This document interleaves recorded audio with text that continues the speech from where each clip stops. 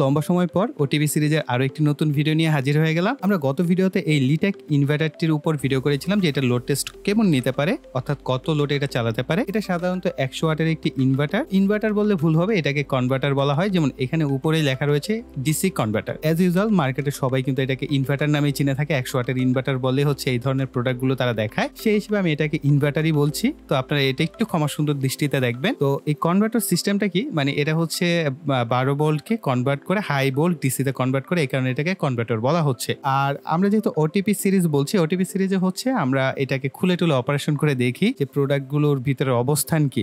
আমরা যেরকম লোড টেস্টে দেখেছি যে এটা অলমোস্ট 200 ওয়াটের মতো নিতে পারে, কিন্তু আপনাদেরকে রিকমেন্ড করবো আপনারা চেষ্টা করবেন যে 50 বা 60 ওয়াটের মধ্যেই হচ্ছে ব্যবহার করার। আরেকটা বিষয়, এই ধরনের প্রোডাক্টগুলো যারা ইনপুট করেন তারাও নির্দিষ্ট কোনো আসলে মাধ্যমে ইনপুট করা হয় না, বা এগুলো যে ব্র্যান্ড এরকম হাই কোয়ালিটি ব্র্যান্ড না যে তারা কোনো একটা প্রোডাক্টের গ্যারান্টি বা ওয়ারেন্টি প্রোভাইড করতে পারে। তো যারা কিনছেন তারা এটার গ্যারান্টি ওয়ারেন্টি প্রোভাইড করতে পারছেন না, যারা বিক্রি করছেন তারাও এটার গ্যারান্টি ওয়ারেন্টি প্রোভাইড করতে পারছে না, এবং আমরা যারা ভোক্তা আছি যারা কিনে নিয়ে আসছি তারাও কিন্তু এর কোনো গ্যারান্টি বা ওয়ারেন্টি পাচ্ছি না। এর ফলে যে বিষয়টা হয় যে আপনাকে অবশ্যই এই প্রোডাক্টটা কিনতে হবে একটা রিস্কের উপর নিয়ে, যে হ্যাঁ এই ধরনের কোনো প্রোডাক্টই মানে বর্তমানে বাংলাদেশে এই 100 ওয়াট 200 ওয়াট 220 ওয়াট যত ধরনের এই কনভার্টার বা ইনভার্টার সিস্টেমগুলো আছে সেগুলোর কোনোটার মধ্যে আপনি কোনো প্রকার গ্যারান্টি বা ওয়ারেন্টি পাবেন। যদি কেউ দিয়ে থাকে সেটা আপনাকে কেবলমাত্র আশ্বাস দিচ্ছে, কেননা কোনো ইনপুটারে সে গ্যারান্টি ওয়ারেন্টি সহকারে এই প্রোডাক্টগুলো ইনপুট করতে পারছে না, তাহলে আপনার কাছে সে কিভাবে গ্যারান্টি ওয়ারেন্টি দিচ্ছে। তো যাই হোক, আমরা হচ্ছে এই প্রোডাক্ট সম্পর্কে একটু জেনে নিলাম, ভালো মন্দ দিকগুলো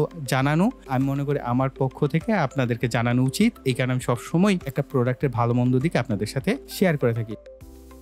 আপনারা অবশ্যই এই ধরনের প্রোডাক্টগুলো খুলে দেখাটা খুব পছন্দ করেন, এবং আমি জানি আমার যারা প্রিয় ভাইরা এই ধরনের ভিডিওগুলো দেখেন তারা আমার মতোই শখ রাখেন যে এই প্রোডাক্ট ভিডিও করার পরপরই আমার মাথায় আসে যে এর ভিতরে কি রয়েছে, এটার বক্সের ভিতরে কি ট্রান্সফরমারটা আছে, কি মসফেটটা আছে, এটা দেখার ইচ্ছা। আমি মনে করি প্রিয় ভাইদেরও ঠিক একই রকম শখ রয়েছে। এখনো কিন্তু আমরা ভিডিওতে লাইক চাইনি, সো প্রিয় ভাইরা যারাই ভিডিওতে দেখছেন প্রত্যেকে একটা করে লাইক দিয়ে দিলে অনেকগুলো লাইক হয়ে যাবে। সব লাইকের মাইল হলো 300টি লাইক দিচ্ছি, ইনশাল্লাহ প্রিয় ভাইরা আপনারা এটা খুব দ্রুত পূরণ করে দিবেন। এইটার আসলে আমরা এই ভিডিওতে কোনো লোড টেস্ট কোনো কিছুই করবো না, আমরা জাস্ট এটাকে খুলে এর ইন্টারনাল দেখবো। যারা কিনা লোড টেস্ট দেখতে চান অবশ্যই পূর্বের ভিডিওটা দেখবেন, এতে করে আপনাদের কনসেপ্ট ক্লিয়ার হয়ে যাবে। এই ধরনের ইনভার্টার গুলো খোলা কিন্তু খুবই সহজ কাজ। এই দুই পাশে দুইটা স্ক্রু রয়েছে, এই দুই পাশে দুইটা স্ক্রু আর নিচের দিকে দুইটা। তো প্রথমে এইখানে দেখেন, এই যে এখানে যে ওকে স্টিকার বা কিউসি স্টিকারটা তারা লাগিয়েছে, এটা অলরেডি দুই ভাগ হয়ে রয়েছে। মানে এরকমটা না যে আপনারা অনেকে হয়তো বা দেখা গেছে এই প্রোডাক্ট গুলো কিনলে যে এখানে এটা কি এর আগে খোলা হয়েছিল কিনা, না বিষয়টা এরকম না। এই স্টিকার গুলো যে যখন প্যাকেট থেকে খুলে বের করে তারা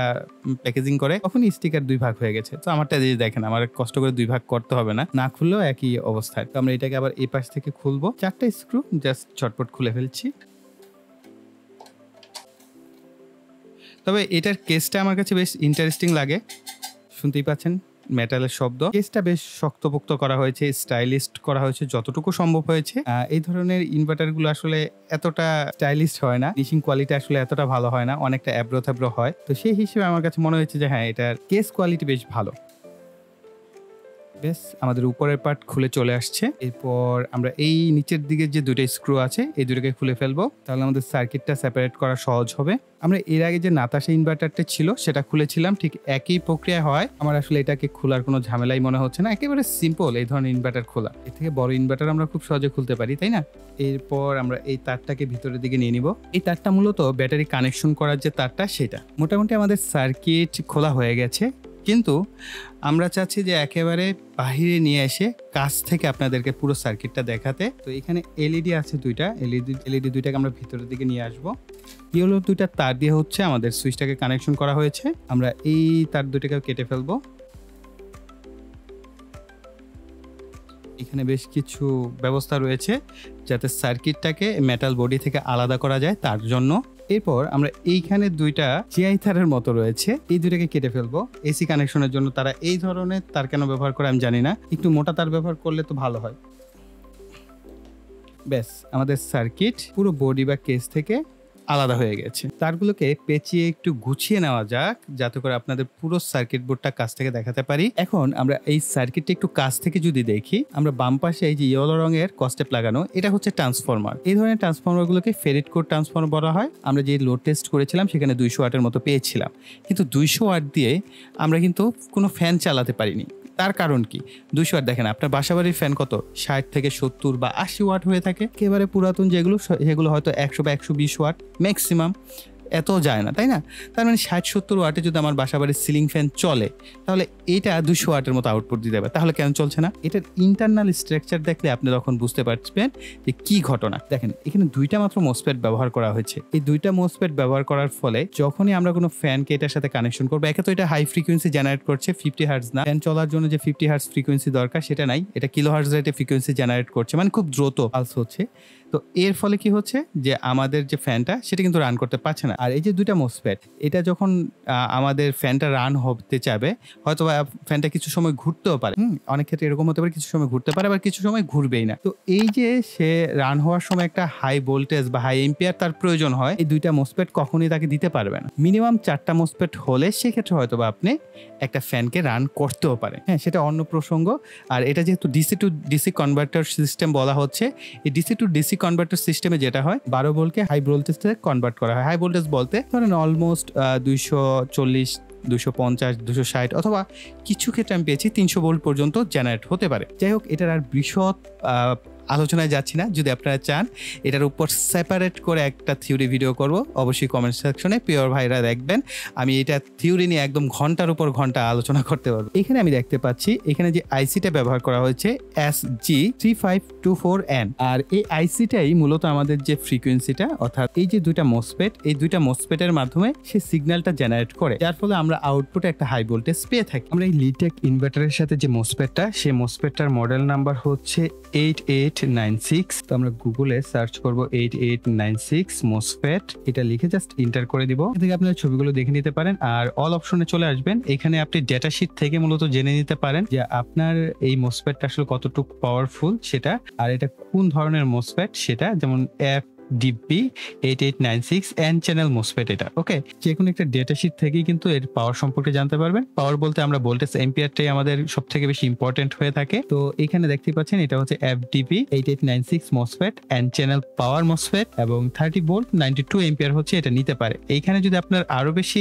স্পেসিফিকেশন জানার প্রয়োজন হয়ে থাকে ইন কেস, এখান থেকে এর যে ফিচার গুলো আছে এখান থেকে কিন্তু আপনি ম্যাক্সিমাম কত ড্রেন কারেন্ট সেটা জানতে পারছেন। হ্যাঁ, 35 এম্পিয়ারের মতো হায়ার পারফরম্যান্স এবং বিভিন্ন ধরনের অপশন গুলো কিন্তু এখানে জানতে পারছেন। লো গেট চার্জের প্রয়োজন হয়ে থাকে, high power and current handling capacity রয়েছে, এবং আদার্স ডকুমেন্ট গুলো আপনি জানতে পারছেন। এছাড়াও এটার 1 নাম্বার পিন কি, 1 নাম্বার হচ্ছে গেট, ড্রেন এবং সোর্স। এখানে আপনি দেখতে পাচ্ছেন ড্রেন, গেট, সোর্স, অর্থাৎ আপনি এটা পিন আউট গুলো এখান থেকে জেনে নিতে পারছেন। এরপর এখানে একটা ট্রানজিস্টর রয়েছে, আরো বেশ কিছু দেখতে পাচ্ছি ডায়োড রয়েছে, রেজিস্টরস রয়েছে, এবং এখানে আরেকটা ট্রানজিস্টর আমি দেখতে পাচ্ছি। এই পাশেও একটা ব্রিজ রেকটিফাইড ডায়োড ব্যবহার করা হয়েছে, সম্ভবত আউটপুট বা ফিডব্যাকটা নেওয়ার জন্য। এখানে একটা ক্যাপাসিটর রয়েছে, এখানে একটা ক্যাপাসিটর রয়েছে, আরও বেশ কিছু ক্যাপাসিটর আমরা দেখতে পাচ্ছি। এই তো অল্প কিছু কম্পোনেন্টস। কিন্তু এখন এই যে ডিভাইসটা, এটা অ্যাভেলেবেল আমরা কেন তৈরি করতে পারছি না? এতটুকু পুরো সার্কিটটা তৈরি করা কিন্তু আমাদের কাছে খুবই ইজি। আপনি যদি নেটে সার্চ করেন 200 ওয়াট ইনভার্টার সার্কিট, আপনি SG3524N লিখে এই আইসি দিয়ে জাস্ট লিখলেই এটা সার্কিট ডায়াগ্রাম পেয়ে যাবেন। কিন্তু এইটার মোস্ট ইম্পর্টেন্ট হচ্ছে এটা ট্রান্সফরমারটা। এই 200 ওয়াটের ট্রান্সফরমারটা অ্যাভেলেবেল তৈরি করাটা খুবই কঠিন কাজ। হ্যাঁ, তার উপরে হচ্ছে এটার যে কাঁচামাল বলতে এটার যে ধরেন কোরগুলো, এটার ভিতরে একটা চুম্বক থাকে, সেই জিনিসগুলো খুব একটা অ্যাভেলেবেল না, যার ফলে আমরা চাইলেই কিন্তু 200 ওয়াটের ইনভার্টার খুব ইজিলি তৈরি করতে পারি না। তো যাই হোক, ওভারঅল এই হচ্ছে আমাদের পুরো বিষয়। এবং এইখানে হিটসিং একেবারেই যে খুব হাই কোয়ালিটি তা না। এই ধরনের ইনভার্টারের জন্য এই ধরনের হিটসিং কি ব্যবহার করা হয়, কিছুটা মোটাসোটা আছে। একেবারে ছোট সাইজের যে হিটসিং আছে সেটা থেকে একটু বড় সাইজ ব্যবহার করা হয়েছে। নর্মালি আমরা গতানুগতিক দেখি একেবারে ছোট সাইজের যে হিটসিং গুলো সেগুলো ব্যবহার করা হয়, সেটা থেকে এটার কোয়ালিটি কিছুটা বেটার। এটার পিসিবি কোয়ালিটিও মোটামুটি পূর্বের আমরা নাতাশা ইনভার্টার দেখেছিলাম বা কনভার্টার, সিমিলার একই কোয়ালিটি এভারেজ দেখতেই পাচ্ছেন।